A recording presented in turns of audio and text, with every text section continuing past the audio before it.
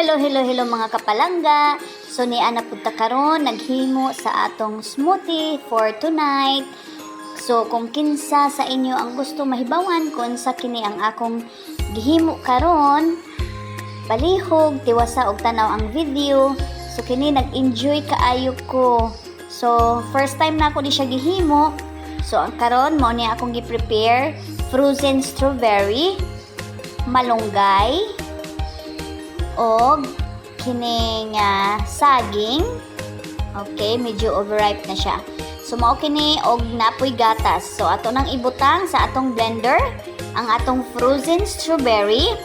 So kani naka-sales ni siya tulo ka pakete, murag naara sa 11 dirhams.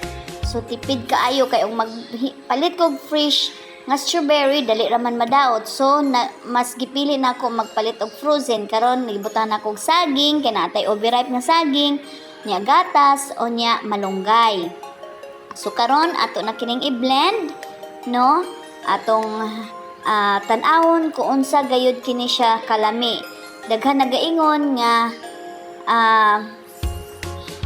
dili daw lami tungod sa malunggay, pero sulayin ninyo, ma-enjoy good ninyo ang lasa.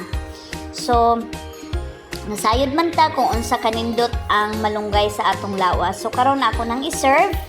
Excited na kaayo ko nga matilawan kay ang uban akong gipanghimo is sweet melon, banana ug malunggay. Sumura siya avocado.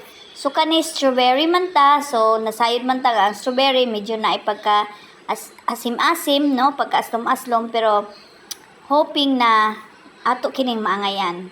Og surely 100% this is very healthy. No, this is good for our body. So ako nang gi suyop-suyop. Uy, I feel something amazing.